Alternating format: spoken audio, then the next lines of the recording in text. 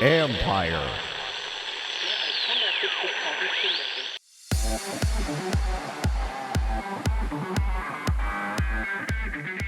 Training on the slopes from a master. In World Cup and USSA races, there's different point systems that are sort of, that's what you live by as a young racer. And I felt like while it might be serious or seem serious to your average person, I felt like it was a really cool objective element that you could introduce to skiing where people would understand where they stacked up, where their sort of sweet spot was. That's former Olympian and decorated world ski champion Bode Miller, who discusses modern training and his heart of a champion. This is the Future Sport Podcast. I'm Bram Weinstein.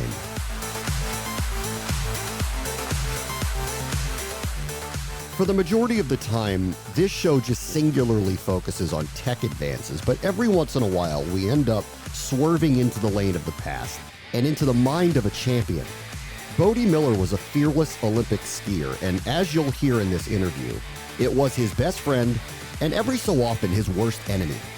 These days, he's helping skiers of all levels find their best runs without some of the mind games that he was playing on himself. Our guest this week is one of the most decorated American skiers, two-time World Cup champion, six-time Olympic medalist Bode Miller, who joins us to discuss his venture into tech, Skio. Hey, Bode, how are you? I'm doing well. How are you? Hey, thanks so much for taking the time today. It's great to speak with you. Take me through what Skio is. Can you tell everybody what it is? Yeah, the fundamental element is a free app. And the concept behind it was to sort of piece together a bunch of different aspects of snow sport skiing that I didn't feel like were being effectively addressed. There's a ton of apps out there that give you your GPS, give you speed, total vertical, a bunch of stuff like that. And honestly, because we launched sort of very quickly, we're not even, I wouldn't say, on the advanced end of that aspect of it. But what we really wanted to do, we have a really solid algorithm engine that sort of takes all that data and puts it back into more meaningful stuff about your skiing and how to improve and where you're at. And one of the fundamental aspects that I always wanted to create was a ranking system. And in this case, it's called UAR, which is Universal Alpine Ranking. And it essentially allows your average person to do what we did in racing, which was know how you were performing and where you stacked up versus everybody else. And in World Cup and USSA races, there's different point systems that are sort of, that's what you live by as a young racer. And I felt like while it might be serious or seem serious to your average person, I felt like it was a really cool objective element that you could introduce to skiing where people would understand where they stacked up, where their sort of sweet spot was, what they could do to improve. It would help them have a roadmap of kind of, how to get better and what to work on. Plus, there's passive coaching elements that give you tasks and drills and sort of inform you of that stuff automatically. So I really felt like that was an important component. The beginning of this started with a guy who had worked in the sensor space for pediatrics. So he is a neuroscientist and surgeon and doctor, and he had a passion for skiing, and he was working with these really sophisticated sensor systems. And he said, "Look, I'm going to just put this into skiing and go from there." So when you upgrade to the full sensor system, you have perfect awareness of what's happening on your skis. So one sensor goes on either ski and one goes on the center of your chest, like a heart rate monitor. And you have this incredible amount of objective data of how your skis are rolling onto edge, whether you're arcing or sliding, how many G-forces you're pulling really accurately, if you're initiating with your upper body, if you're rotating too much. And I just felt like skiing was subjective. It had always been, I battled with my coaches throughout my whole career because one coach would tell you one thing, another one would tell you something different. I just wanted objective data that I could reference to that stuff. And I'm happy to be finally bringing that to the general public. So there's a couple parts to this. So we've seen this a lot in exercise, like places like Orange Theory, where they've added almost a competitive element to it to, kind of keep people motivated as they go through their exercise. Are you looking at it that way, where you are allowing people to kind of see how they stack up against other amateur skiers? Yeah, and I hate the term, but it's kind of gamification, and especially this year with COVID, there's a challenge element that's actually it's available on mine, which I apologize to everybody else who can't do it yet, but that release will be coming out shortly, where there's challenges proposed by me, and there's challenges that people can propose to each other. So you can essentially pick your challenge. It can be who arcs the most turns, who skis the most vertical, who makes the most consecutive turns, who hits the biggest jump, and you can push that to all your friends or anybody else. And there's also challenges established by me and the company where you can win prizes, helmets, skis, all sorts of stuff. And the concept there is gamification. It's being able to do something that kind of increases interest, increases interactivity between people. It's not just, again, you could do that with your friend if you were skiing with them and if you had some way to judge it, but who's going to be like, yeah, you were turning better than me that time? Right.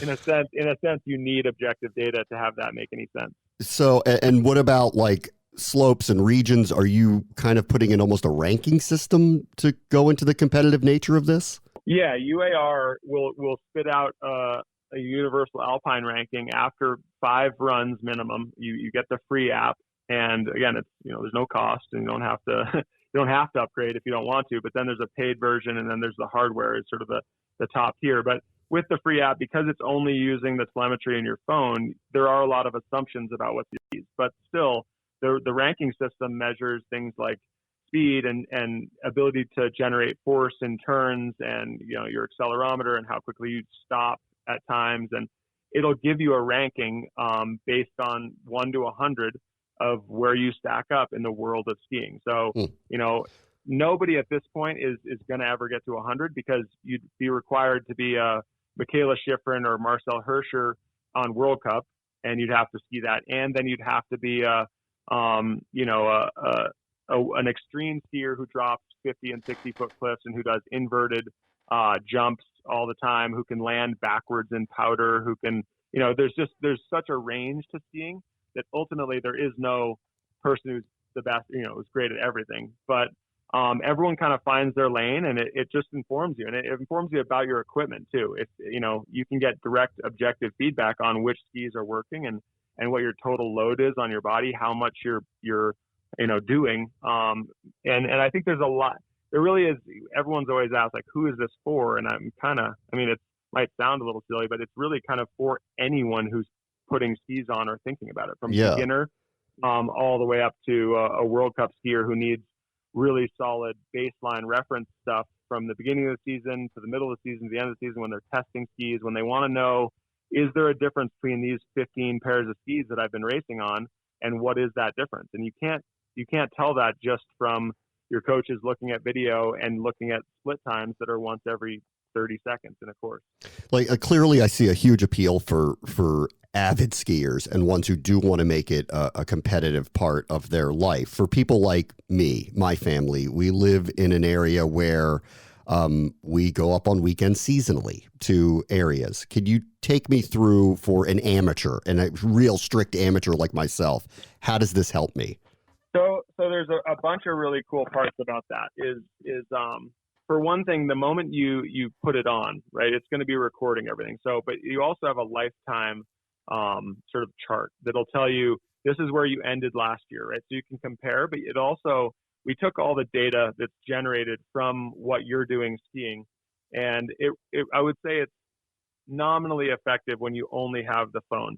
But when you have the hardware, it's really a clear map objectively of what you did. And we took all that data and we reverse engineered it back into an avatar. So on your phone, you'll, especially for next year, the one is really advanced. This year it was kind of a little robotic character. But for next year, it's really it's a pretty lifelike, think of like Ready Player One level, computer generated graphics version of you. And it captures everything you do, every movement you do while you have the sensors on. And that allows you to have a visual of what you're doing to ski. So if you go up this year, you can actually see visually what you looked like the end of that last year, what you look like this year, and it helps you to recalibrate and figure out if you want to do something different, and without somebody having to take video of you. And again, you'll have push notifications of, hey, you know what, you've been skiing on groomers 97% of the time.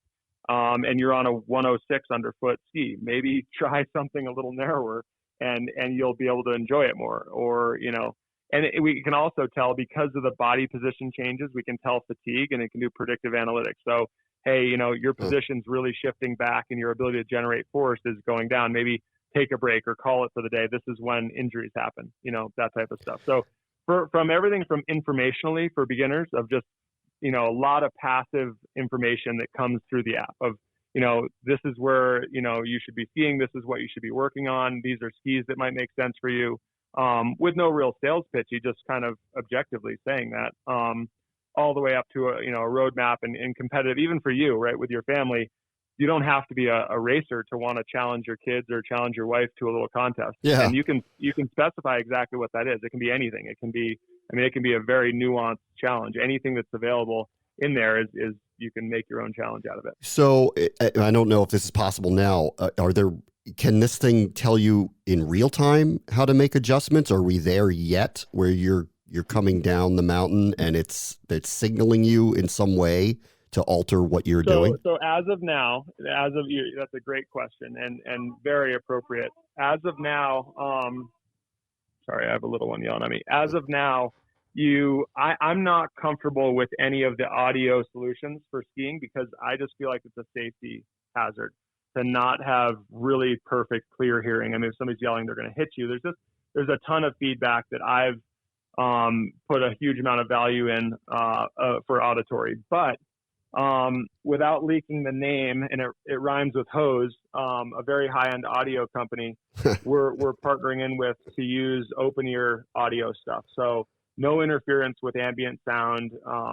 But we have the technology in the app. It's already designed, but I wasn't comfortable promoting it because I didn't want people wearing headphones, listening to the app telling them how good they were doing or how bad they were doing, and then hurt themselves because they couldn't hear the world around them. Well, so, right. I mean, there's liability, right? Solution, yeah. The open ear solution is the solution to that. And we weren't there this year, so we didn't do it. But ultimately, that is the goal here, is that you don't have to wait till the bottom and then, try to think back on what you were doing right. You need real time, like immediate, like that's it. And then that's not it.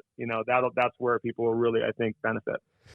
Support for this podcast comes from Goldman Sachs. What do Goldman Sachs experts and leading thinkers have to say about trends shaping markets, industries, and the global economy? Stay informed with the latest insights from Goldman Sachs on the economic and market implications of COVID-19. Available on our podcasts at gs.com/COVID-19 or any of your favorite podcast platforms. All right, so take me back a little bit to your career when you were skiing for the United States of America. What was your training regimens like, and where have you seen sports technology go in your sport since your retirement?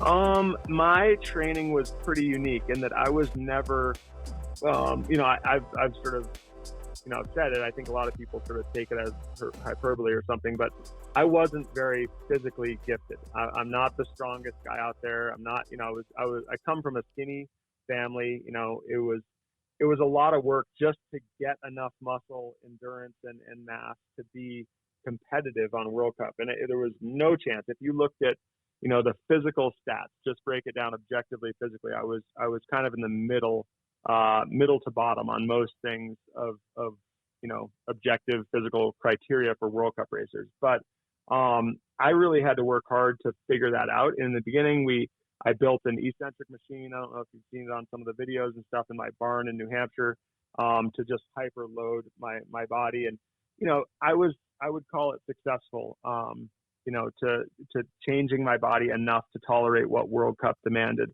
But I still was never near the top of that side of it.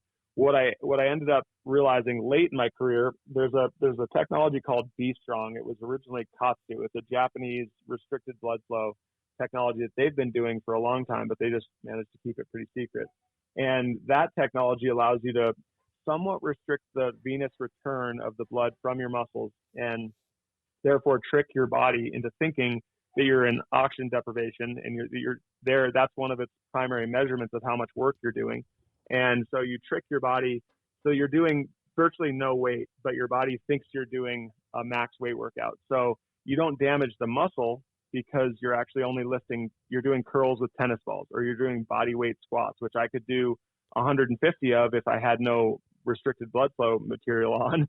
But with the restricted blood flow, you're basically stumping out. Your legs are quitting on you at 45 reps. And then the second set, it doesn't get any better.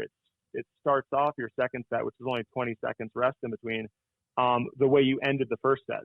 So it's this incredible way of accumulating strength and endurance and blood volume and, cardiovascular power without damaging your body. And everything I did throughout my training career was super abusive to my body. That was what ended, and it's what ends most athletes' careers, is not so much the competition, but the actual training to get ready for competition. And that technology is really the biggest change.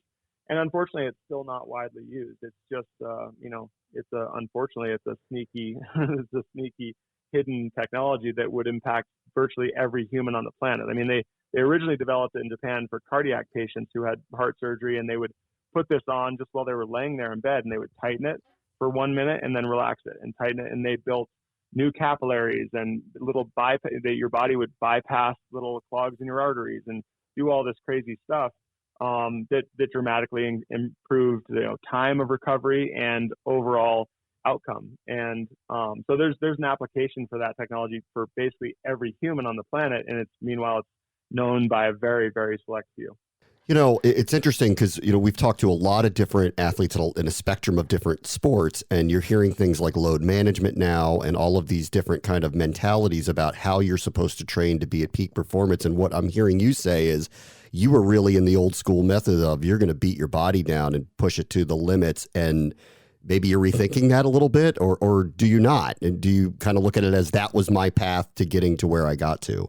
Well, I think it's a balance. And ironically, most of the reason I trained the way I did, there was two. I needed to get certain physical attributes, but my biggest strength and what I sort of vested myself in my one skill set that I could do better than anybody else, right? The thing that was going to allow me to beat the rest of the world was my mental fortitude, my ability to push through pain, and my ability to take more risk. And that comes from that type of training. The irony is, and so we had that whole philosophy during my career of train smarter, right? Not harder.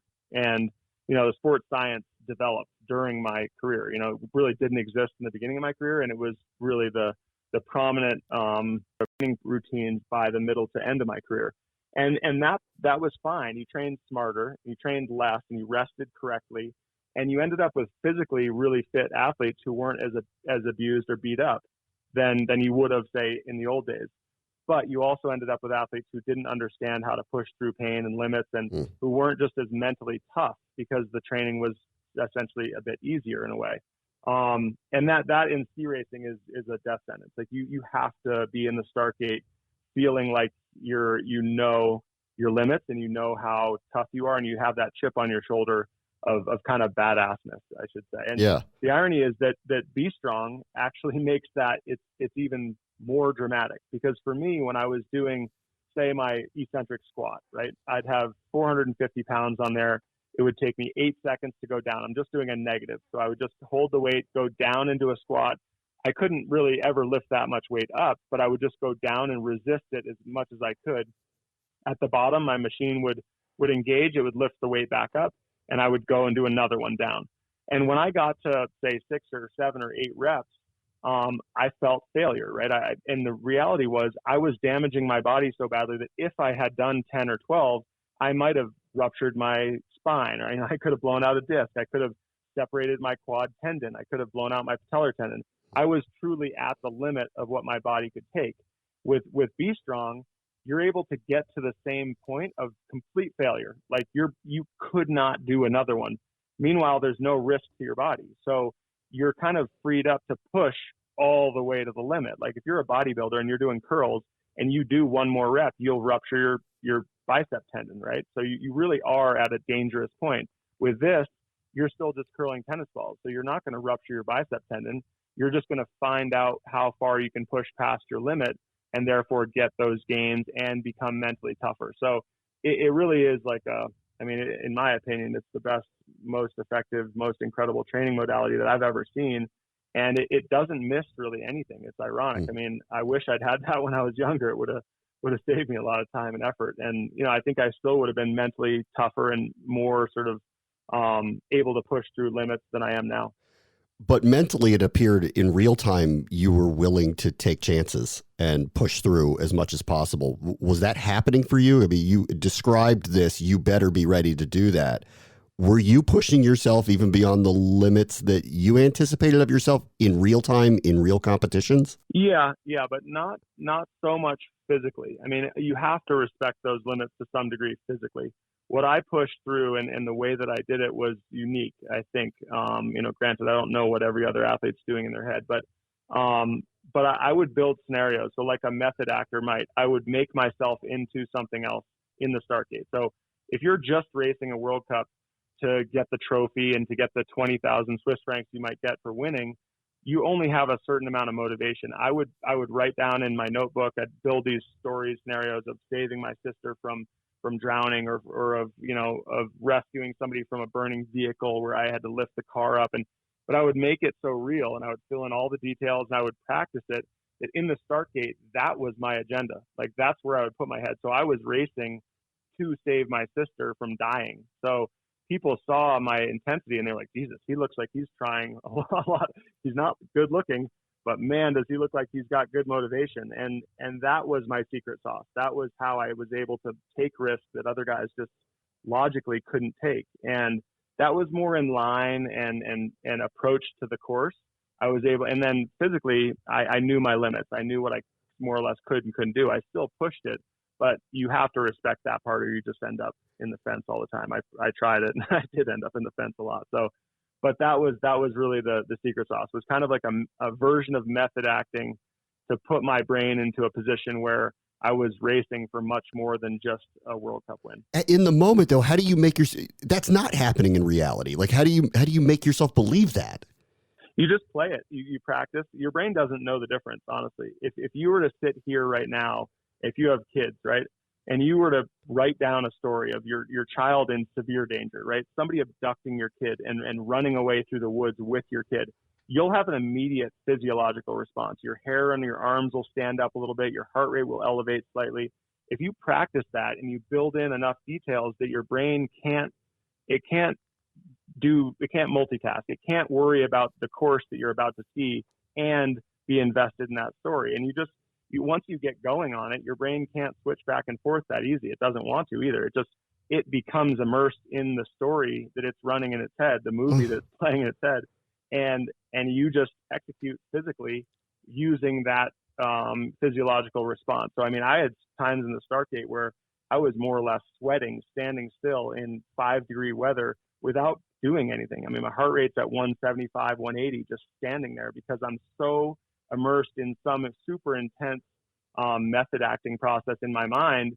And I feel like I could crush my poles with my hand and just explode my grip. Like, that's how amped up I was, but it doesn't show on the outside. And then I would go and I matched the story or the process that I put myself in to the course that I was on. So if it was a really mellow top but got tough at the bottom, I'd have a different story that accommodated that. If it was Kitzbühel, where basically, or Bormio, where right out of the start gate, you're right in the shit and you're going, 80 miles an hour on rickety snow, I would have a totally different story where I was, in a different physiological position kicking out of the start gate. And it was, like I said, I don't know that anyone else does it, but for me, that was the differentiator. Solely that you could narrow it down to one thing, and that was it. I was racing with so much more intensity and ability to take risk. And I was essentially trying to become the mother who lifts the car off of her kid, who can do things that are so far outside of what you'd expect for a human body to do because the motivation is so strong.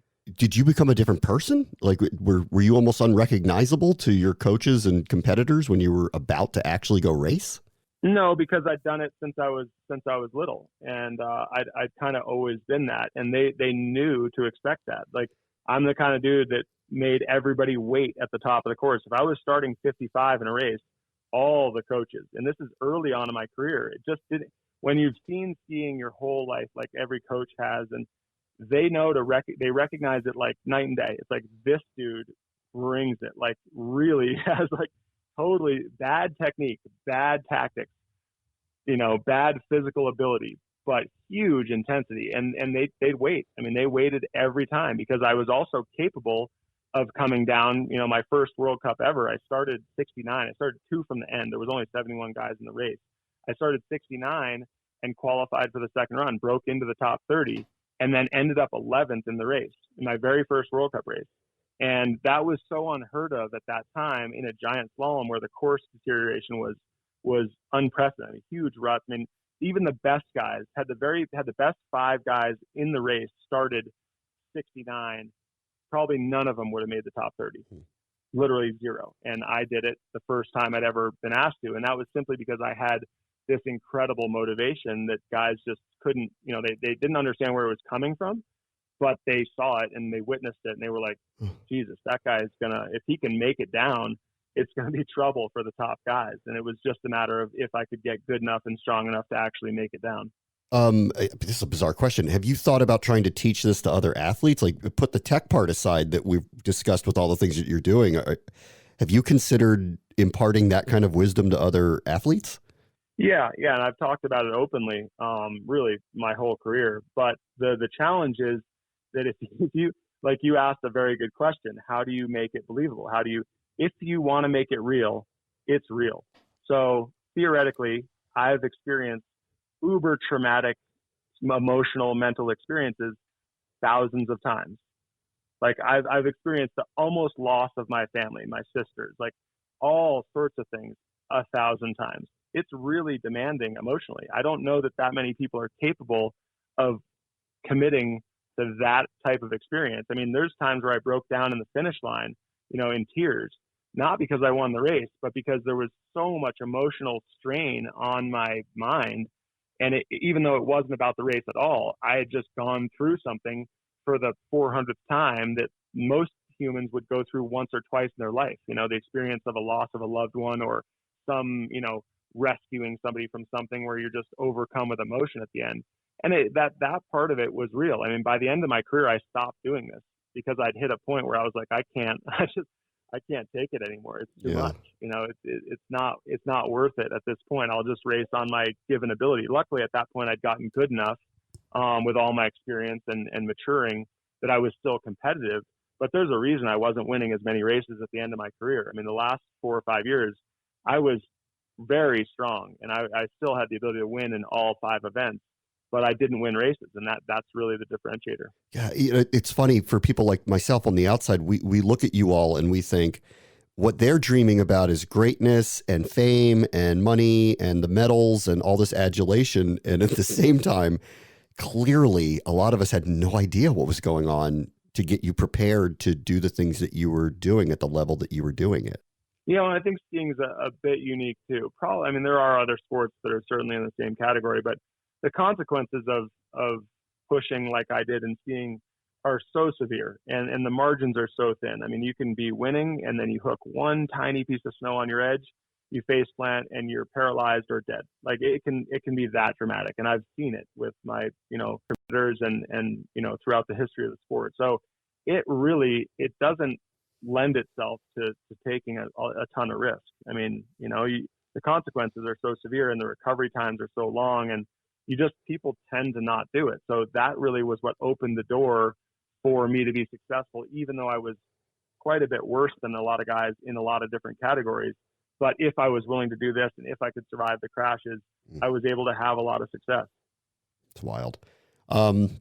Is this I'll leave you with this, is Skio the first tech venture for you, or have you been dabbling in a lot of other things along the way? No, I had a company, really funny actually, back when MySpace was a thing, in like 06, 07. I had an app called Ski Space, and it was more of a social network for skiing, and it didn't get fully built out, but I had 50,000 or so, 60,000 paying customers. It was a great little business. Unfortunately, the company that owned the technology, the wireframe, Text America, where you could take a picture. Back in those days, it was flip phones generally. You could take a picture and post it directly to your profile on Ski Space. And it was intended to be kind of like a Craigslist of skiing, where you could do a ski swap, you could change equipment with other members. you could plan trips. It was like a Expedia, Craigslist, and MySpace, Facebook, all combined together. And some of the coaching apps now, it had elements of coaching as well, where you could post videos and you could ask for help on technique and things like that. But the technology was sold, the company was sold that owned the technology, and it basically evaporated overnight. But that was sort of the base of what I wanted to do for the sport. I felt like, and now you see it in all kinds of different fitness, aspects where, cycling and hiking and hunting and yoga and, everything has their own little community. And I think it's crazy that it hasn't already been done really well in skiing. It's been done by a bunch of app companies, and some of them do a really good job. But in this case, really building that whole thing has been a longer goal, and I just haven't had the bandwidth to focus on it, but I'm excited to do it now. Bode Miller is a 2-time World Cup champion, a 6-time Olympic medalist, and has his newest tech venture, Skio, the digital ski platform that you can check out. Thank you so much for joining us, Bode. Absolutely. Thanks for having me. On the next Future Sport Podcast, the Super Bowl in a pandemic. We'll discuss the data behind America's connection to the biggest sports game of the year and how it changes without its typical coordinated fanfare supporting it. That will do it for this episode. As always, the future is now. This is the Future Sport Podcast. I'm Bram Weinstein.